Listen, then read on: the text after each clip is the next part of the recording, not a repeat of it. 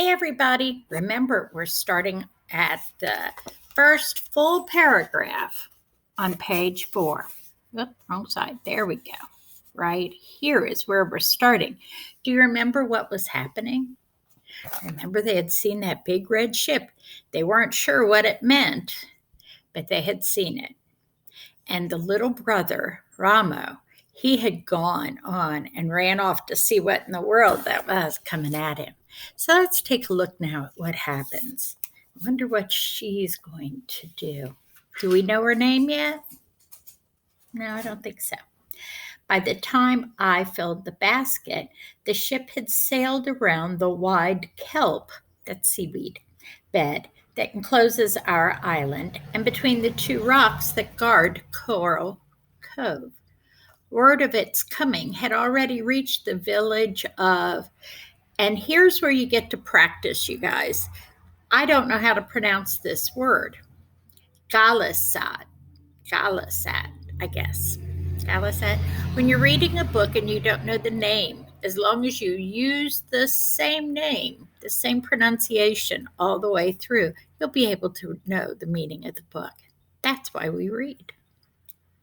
Carrying their weapons, our men sped along the trail which winds down to the shore. Our women were gathering at the edge of the mesa. I made my way through the heavy brush and moving quickly down the ravine until I came to the sea cliffs. There I crouched on my hands and knees. Below me lay the cove. Below me lay the cove. The tide was out, and the sun shone on the white sand of the beach. Half the men from our village stood at the water's edge. The rest were concealed. That means hidden. They were hidden among the rocks at the foot of the trail, ready to attack the intruders should they prove unfriendly. So nobody knew why they were coming. Nobody understood whether they'd be safe or not. So some people went to protect the rest of the group. But she was just a child, so she hid. As I crouched there in the toyon bushes, trying not to fall over the cliff, trying to keep myself hidden, and yet to see and hear what went on below me, a boat left the ship. 6 men with long oars were rowing. Their faces were broad and shining. Dark hair fell over their eyes. When they came closer, I saw that they had bone ornaments through their noses. We don't wear that. Behind them in the boat stood a tall man with a yellow beard. I had never seen a Russian before, but my father had told me about them, and I wondered, seeing the way he stood with his feet apart and his fists on his hips, and looked at the little harbor as though it already belonged to him. Should he own that harbor? Was he there first? His voice echoed against the rock walls of the cove. The words were strange, unlike any I had ever heard. Slowly then he spoke in our language. In the book it says, slowly then he spoke in our tongue. Tongue means our language. Our tongue is English. It's what we speak. His voice echoed against the rock wall of the cove. The words were strange, unlike any I had ever heard before. I come in peace and wish to parley, he said to the men on the shore. None of them answered, but my father, who was one of those hidden among the rocks, came forward down the sloping beach. He thrust his spear into the sand. I am the chief. My name is Chief Chowig, or Chowig. We'll say Chowig. I was surprised that he gave his real name to a stranger.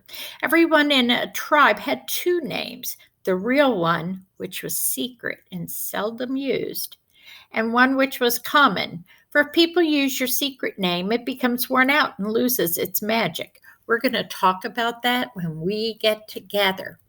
That is a myth.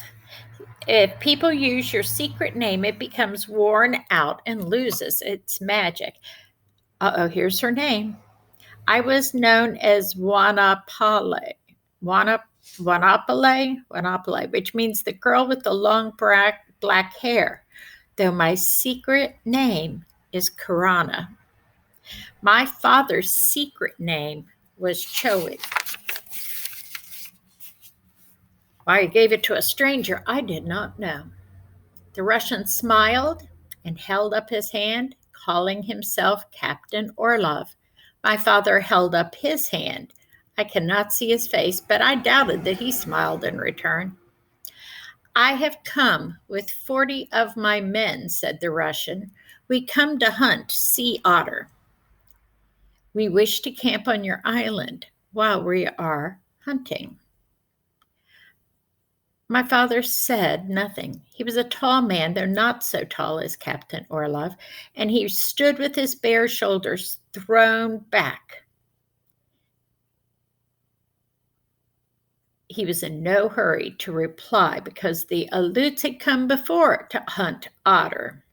That was long in the past, but my father still remembered them. You remember another hunt, Captain Orlov said when my father was silent. I have heard of it. It was led by Captain Mitrif, who was a fool and is now dead. The trouble arose because you and your tribe did all the hunting. We hunted, said my father, but the one you call a fool wished us to hunt from one moon to the next, never ceasing. Well, this time you'll do nothing, Captain Orlov said. My men will hunt, and we will divide the catch. 1 part for you to be paid in goods, and 2 parts for us. The parts must be equal. He wanted them to divide it in equal groups between his community and the ship owners. Captain Orlov gazed off to the sea. We can talk of that when my supplies are safe ashore. The morning, and I think we'll stop there. That's a good stopping spot. This book has a lot of tricky ideas in it.